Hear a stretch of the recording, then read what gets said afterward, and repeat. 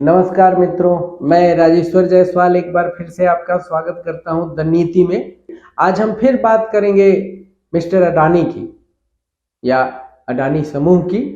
वही अडानी जो पिछले हफ्ते तक एशिया में नंबर 1 पोजीशन पर थे धनी वनी व्यक्ति के रूप में, और पूरे विश्व में तीसरे नंबर पर थे। आज पूरे विश्व में 7वें नंबर पर हैं और एशिया में चौथे नंबर पर है। उनको ये झटका किसने दिया है? आपको बता चुका हूं मैं पहले। उनको ये झटका दी है American investment research company Hindenburg ने। उसके खुलासे के बाद अदानी समूह की जो कंपनियां हैं उनकी हालत ये हो गई है। लगभग 15 से लेकर और 25% तक उनकी कंपनियों के शेयर जो हैं, उसके भाव हैं शेयरों के, वो नीचे गिरे हैं।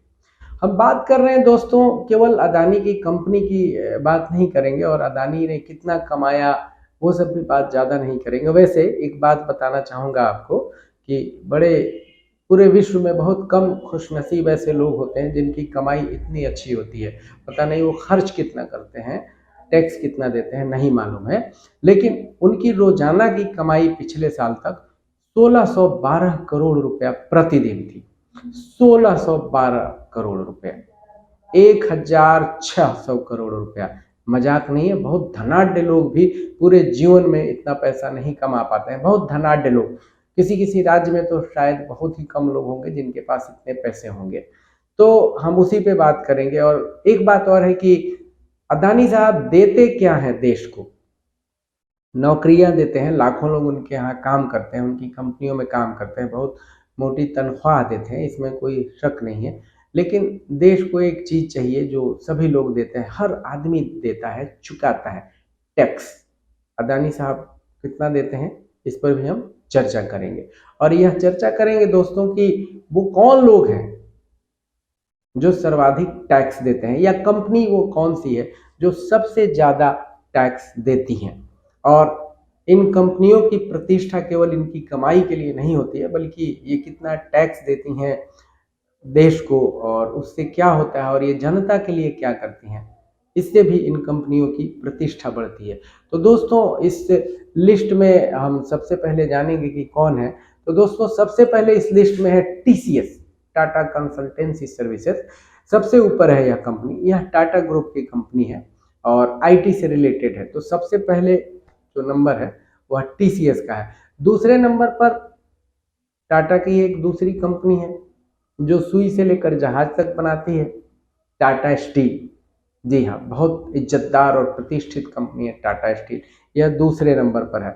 दूसरे नंबर की करदाता कंपनी है। मेरे कहने का यह मतलब है कि हम जिन लोगों का भी जिक्र करेंगे वो करदाता के रूप में उनका क्या स्थान है वो बताते हैं। तो टाटा स्टील दूसरे नंबर की कंपनी है।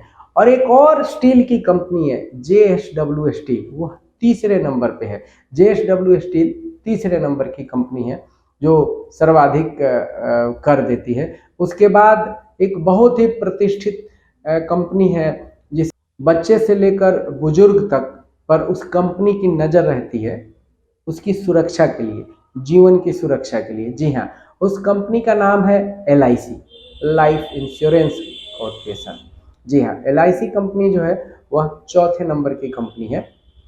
उसके बाद एक और कंपनी है बहुत महत्वपूर्ण, बहुत प्रतिष्ठित, बहुत पैसा बनाने वाली और लगभग 30-40 सालों में सबसे विवादित कहें या सबसे तेजी से उत्थान करने वाली कंपनी रिलायंस इंडस्ट्री। जी हाँ, यह 5वें नंबर पर आती है। यह कंपनी कर देने के मामले में, विवादों में इसका नाम भी आता रहता है।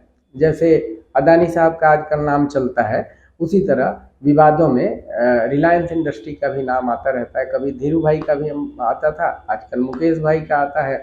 अनिल अंबानी तो कहीं दिखते नहीं हैं। और आज के तारीख में इनका ओहदा अदानी और अंबानी का वही है, या तुकबंदी। जैसे कभी टाटा बिरला का हुआ करता था, उसी तरह आज अदानी और अंबानी का नाम लिया जाता है। वैसे प्रतिष्ठा के मामले में ये उतने ऊपर तो नहीं है जितने टाटा और बिरला थे, लेकिन पैसों के मामले में उनसे ज़्यादा ऊपर है। इसके बाद जो कंपनी आती है दोस्तों वह है इंडियन ऑयल। जो छठे नंबर पर है कर देने के मामले में। कर देने के मामले में इंडियन ऑयल छठे नंबर पर है। तो 7वें नंबर पर दोस्तों एक और कंपनी आती है जो आईटी सेक्टर की है, बहुत ही प्रतिष्ठित कंपनी है, इन्फोसिस, उसका नंबर 7वां है।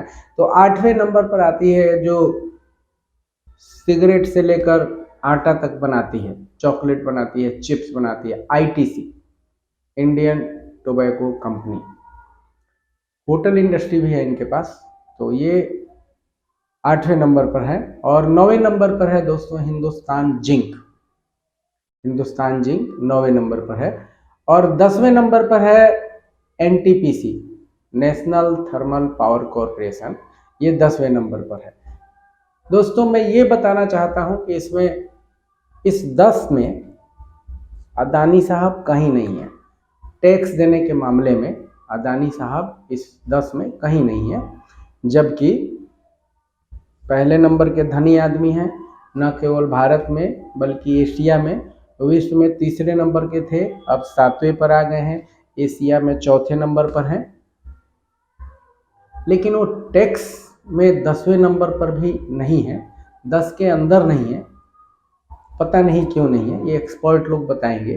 लेकिन हमने जहाँ भी देखा है अभी तक कहीं भी इस लिस्ट में वो 10वें नंबर के अंदर नहीं आ रहे हैं। टैक्स क्यों नहीं देते हैं अदानी साहब, यह तो ऊपर वाला ही जानता होगा। ऊपर वाले से मेरा मतलब सरकार से है। लोकतांत्रिक देशों में दोस्तों ऊपर वाले का मतलब सरकार ही होता है। और परम पिता परमेश्वर जो है वो तो टैक्स लेते नहीं है, वो तो सबको सब कुछ देते हैं। तो यह सरकार की बात है कि टैक्स के मामले में वो इतने नीचे क्यों है। जैसे हमें लगता था कि एक सामान्य बुद्धि के हिसाब से कि भाई अगर वो विश्व में तीसरे नंबर पे हैं, एशिया में